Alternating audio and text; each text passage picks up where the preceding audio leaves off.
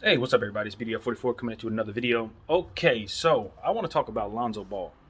Lonzo Ball had 17 assists in the previous game, even though they lost to the Portland Trailblazers in choke level fashion, unfortunately, and he didn't play very much in the fourth quarter.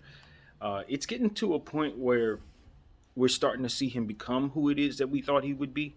And when he was picked at number two in the draft with the Lakers, but now it's like, okay, he needs to have the leash taken off of him.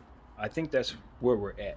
I respect conserving energy and not necessarily load management, but making sure that players, especially players with the history of of injuries, you got to let them rest a little bit. You got to take them out of the game in situations where it may not be ideal sometimes just for rest purposes. And maybe you want to give other guys other looks. They got a lot of point guards on that team. Maybe Van Gundy was looking at it from that perspective. But to be honest with you, when a guy has 17 assists and your team is rolling, you got to let him play. You know what I mean? You got to let him get an opportunity to close that game out. Um, and that's just a coaching issue right there. So we know who Stan Van Gundy is as a coach. When he has players that he can work with and a system that he can work with, he's already proven he can get you to the finals. But I don't know if he's the right coach for the Pelicans because they have a lot of young players, and some of those young players are starting to develop into different, elevated versions of themselves, and they need to be given the opportunity to show that. And it seems that Stan is having a difficult time satisfying the fans, in regards to Alonzo Ball's play. I'm looking at the form down there on the highlights, and everybody seemed to be saying the same thing. If he played for Mike D'Antoni, he would be outerworldly.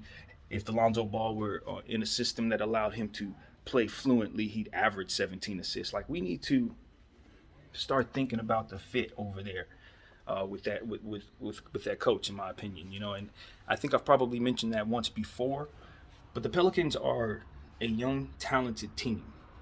Okay, they draft very well over the last several years. They've done a great job of putting themselves in positions to have good players. And at this point, with Griffin at the helm, talent is imminent. It's just a matter of him getting a chance to accumulate that talent over time. But as he continues to run that team, you're going to have players that can play. My question is, are you going to have the system in place that's going to allow for good spacing for Zion Williamson, free-flowing play for Brandon Ingram, and ultimately opportunities for Lonzo Ball to continue to develop into the player that looks like he's going to be, which is a very, very talented point guard who can orchestrate and play defense, a two-way guy. So we got to see, how the Pelicans close out this season.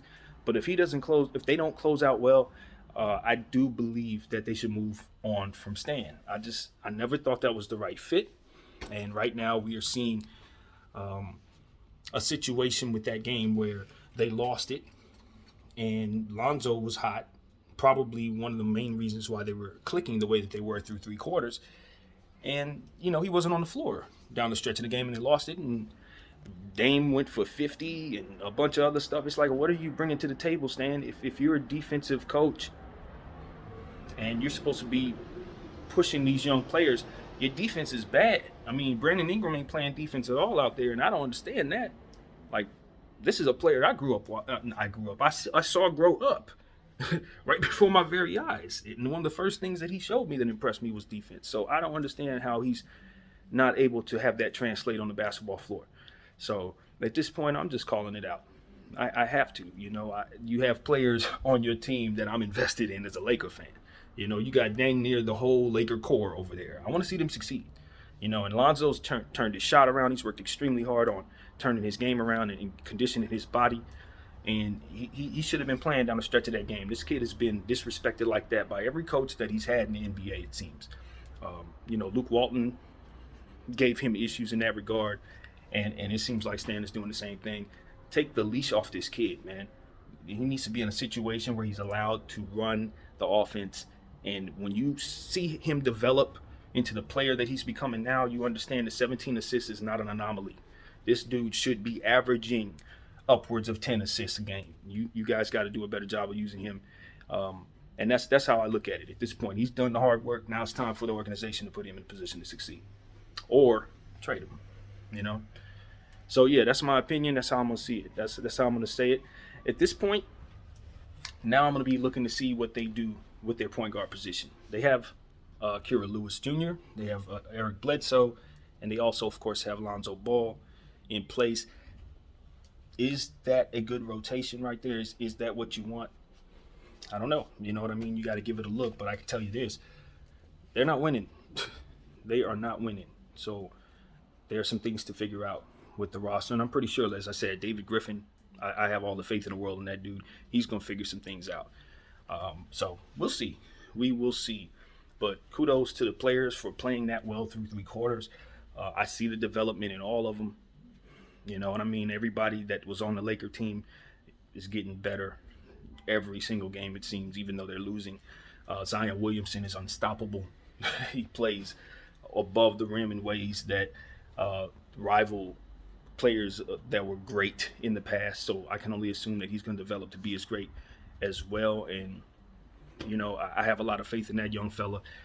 I think the most important thing for him is to just continue to play like a guard, because that's his greatest gift, is being huge and being able to be quicker, faster, and stronger than just about everybody on the floor at all times. So, you know, he's just going to continue to get better himself. That dude is ridiculous. Anyway, yeah, that's what I got, man. My name is BDF44. I know I was a little harsh, but at this point, you know what I'm saying?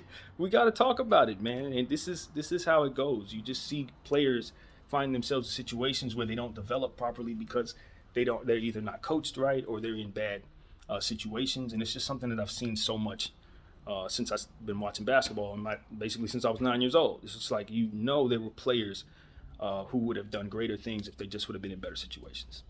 So I don't want to see that happen to those kids. I don't want to see that happen to anybody. Anyway, my name is BDF44. Thank you guys for watching. I'm out.